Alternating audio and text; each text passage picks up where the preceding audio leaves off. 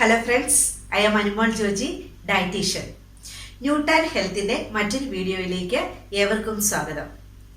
വളരെ ചെലവ് കുറഞ്ഞ രീതിയിൽ കൃഷി ചെയ്യാവുന്നതും വർഷത്തിൽ 9 മാസം വിളവ് ലഭിക്കുന്നതുമായ ഒരു ഫ്രൂട്ടാണ് പാഷൻ ഫ്രൂട്ട്.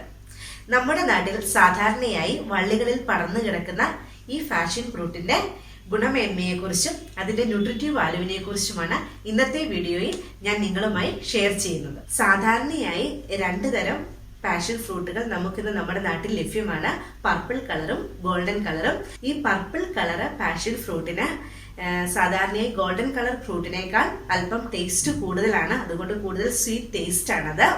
ഇനി ന്യൂട്രിറ്റീവ് വാല്യൂവിനെ പറ്റി നമ്മൾ പറയുകയാണെങ്കിൽ 2 ഫ്രൂട്ടിനും ഏകദേശം ഒരുപോലെയാണ്. സാധാരണയായി ഒരു പാഷൻ ഫ്രൂട്ട് 25 മുതൽ 50 ഗ്രാം വരെ വെയിറ്റ് വരുന്നു. 50 ഗ്രാം ഉള്ള പാഷൻ ഫ്രൂട്ടിൽ 48.5 കിലോ കാലറി എനർജിയും 1.1 ഗ്രാം പ്രോട്ടീനും അടങ്ങിയിരിക്കുന്നു. ഇനി കൂടുതലായി പറയുകയാണെങ്കിൽ ഫൈബർ ധാരാളം അടങ്ങിയ ഒരു ഫ്രൂട്ടാണ്.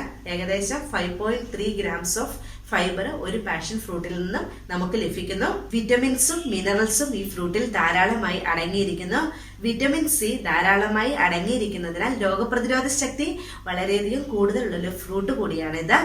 ഇനി വൈറ്റമിൻ എ, അതായത് നമുക്ക് ഒരു ദിവസം ആവശ്യമുള്ള വൈറ്റമിൻ എയുടെ ഏതാണ്ട് 4% ഈ ഫ്രൂട്ടിൽ നിന്ന് നമുക്ക് ലഭിക്കുന്നു.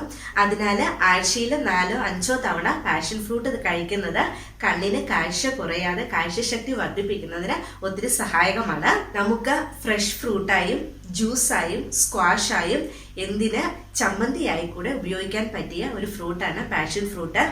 ഇതിന്റെ പഴം, കുരു, തൊലി ഇത് 3നും ഗുണമേന്മ ഒത്തിരി ഉള്ളത് കൊണ്ട് നമുക്ക് ഇത് 3ഉം ഒന്നിച്ച് ഉപയോഗിക്കാവുന്നതാണ്. പ്രമേഹം, ഹൃദ്രോഗം, ക്യാൻസർ മുതലായ രോഗങ്ങൾ ഉള്ളവർക്ക് ഫൈബർ ധാരാളം അടങ്ങിയ ഒരു ഫ്രൂട്ട് ആയതിനാൽ ഈ ഫ്രൂട്ട് ഒത്തിരി നല്ലതാണ്. ഇനി രാത്രി കാലങ്ങളിൽ ഉറക്കക്കുറവ് ഉള്ളവർക്ക് ഈ പഴം എന്നും ഏതാണ്ട് വൈകുന്നേരം 6 മണിക്ക് മുമ്പായി കഴിക്കുകയാണ് എങ്കിൽ രാത്രിയിൽ നന്നായി ഉറക്കം കിട്ടുന്നതിന് ഒത്തിരി സഹായകമാണ്.